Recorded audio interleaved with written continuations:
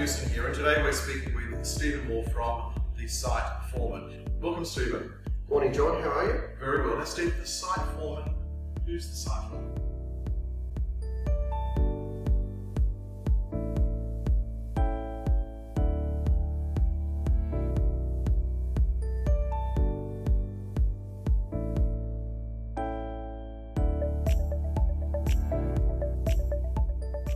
The Site Foreman are registered architects and project managers specialising in custom design new homes, major alterations and additions, and also medium density construction and management. Okay, so that's more residential or residential and commercial?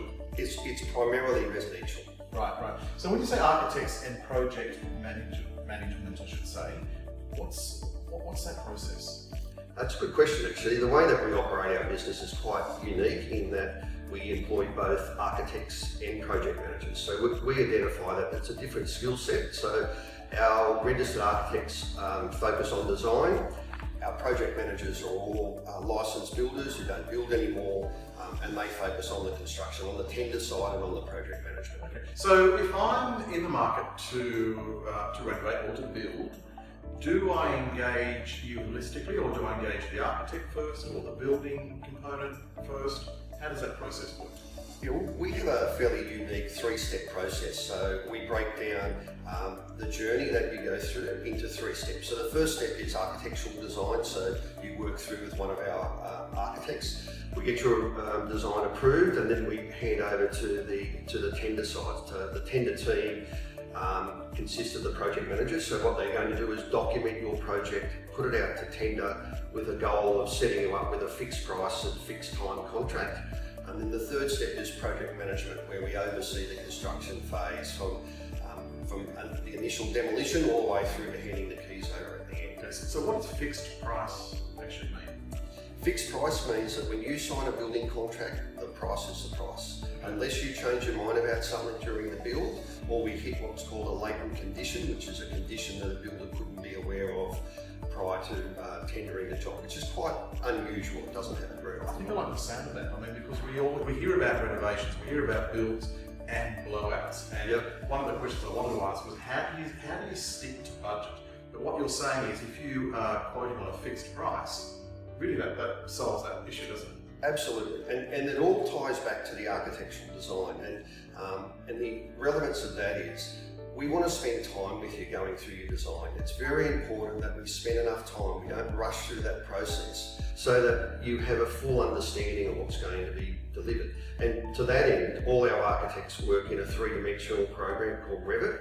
It means the clients are presented with not only two-dimensional, so floor plans and elevations, we're also able to show that as a three-dimensional form. And what that does is help clients understand what the product is that they're going to be delivered, and then that follows through to construction, meaning that there's less chance or opportunity that clients can change their mind about something.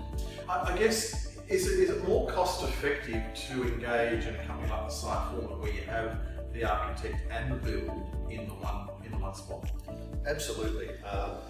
Purposely, at the back end of our office here, it's an open plan situation where the architects are talking to the project managers and the project managers are talking to the architects. They're not seen as two adversaries working against one another. We work here as a team. So if the architect has got a fabulous idea but not quite sure about the buildability, we'll go and have a chat to one of the project managers. Similarly, during the build, client might look at changing something. The project manager will go and talk to the architect whether we're going to have any architectural impact by making those changes.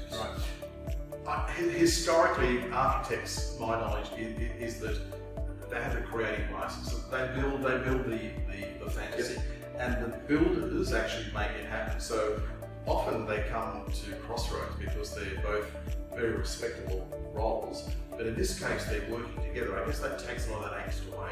Absolutely. And it means that there's a smooth handover from one person to another all the way through our three steps. Right. Now, the business itself sounds quite unique, but who's Stephen Moore? Who's the man? Who's the man behind the brand? Yeah, well, we ran a commercial building business for many years, and we saw a need in the marketplace for a service to help people go through the process. And look, one of the trigger points for that was, and look, it still happens today, people will have a set of plans that an architect had given them a building estimate. When it's properly quoted, that estimate's found to be nowhere near the reality. And look, it still happens today, unfortunately. We get clients who come in at our tender phase with a set of plans. We look at those plans, we ask the client what their budget is, and often it's nowhere near, no relationship to another. And that sort of goes back to our unique three-step process in that when we're talking to clients, coming on board as an architectural, through the architectural process, we importantly talk about budget. And whilst we're not the design police, we want to make sure clients are aware that changes that they may want to put in there or think ideas that they might have may exceed their budget. So we're dealing with that right up front. We're not dealing with it later on after we've spent considerable money on getting an approval, going out to tender, and then finding out that there's no relationship between the budget and the actual design. I think that's incredibly important because budget is at top of mind, and clearly we don't have endless. Everybody's got a budget. Yeah, that's right. So to be addressing up front, I think is incredibly important. With the fact that this is a one-stop shop, if you like to use that term, does it make the approval process, is it quicker to work that way with council to get plans through by working with the architect, the builder, the whole project management side of things? Does that have an effect to be quicker? It does, and also just our experience.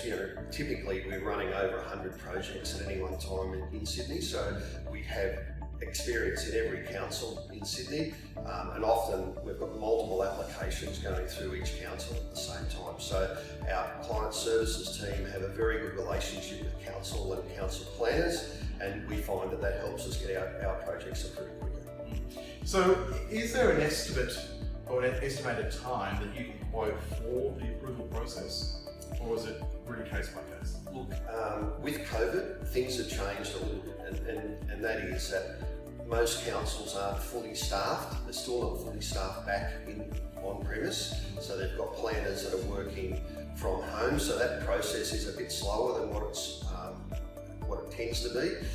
And despite what council will tell people if you ring up, we're finding that approvals are taking 3 to 6 months through council at the moment. Okay, so that's fairly standard. Fairly standard. Yeah. However, there is the CDC process to a profit certifier, and that's much quicker if we can go down that line. So in the instant where I've decided I want to build, what do you prefer the client to bring to the table, or do you really just suggest that they don't do any research, you just do the whole site on the client and you work from scratch? That's a good point. We have clients that come to us at both ends of the spectrum.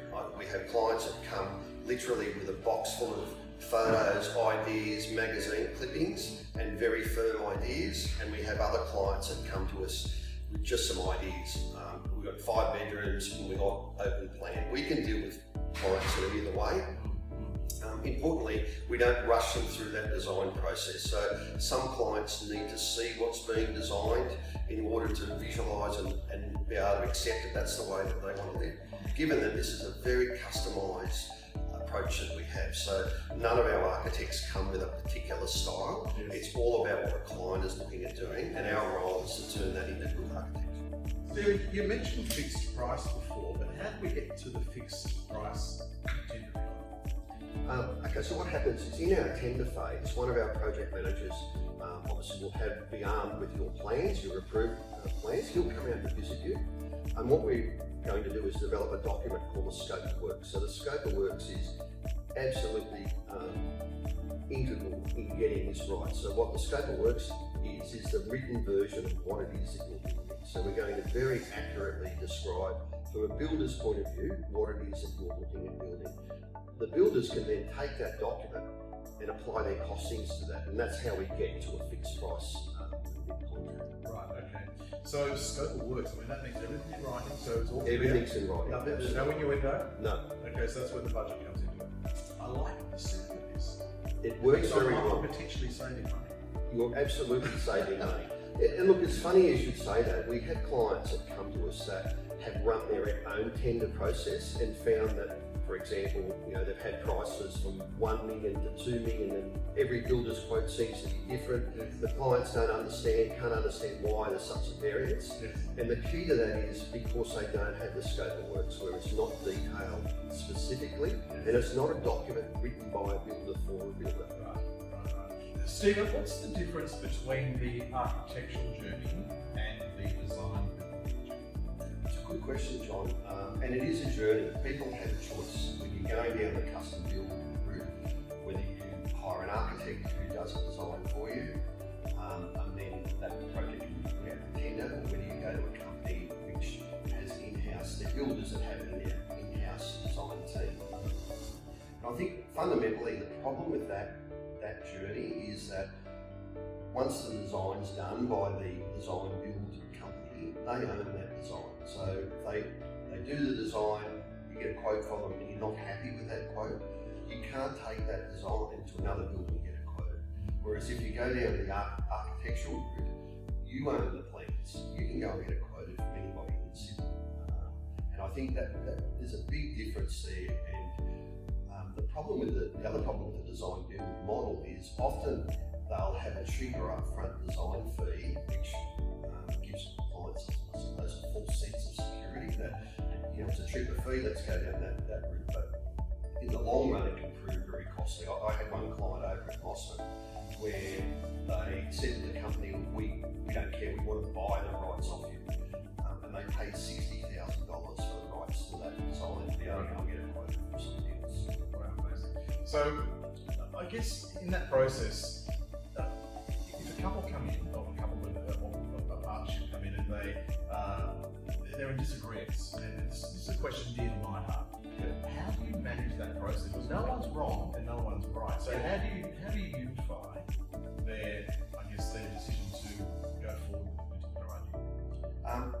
Very good question, and it's very common, to be honest. So often, maybe if I just go back and talk about the process, so we would get the brief off a client, and it's funny, sometimes we'll get the husband and wife come in, and the brief for both of them is quite different.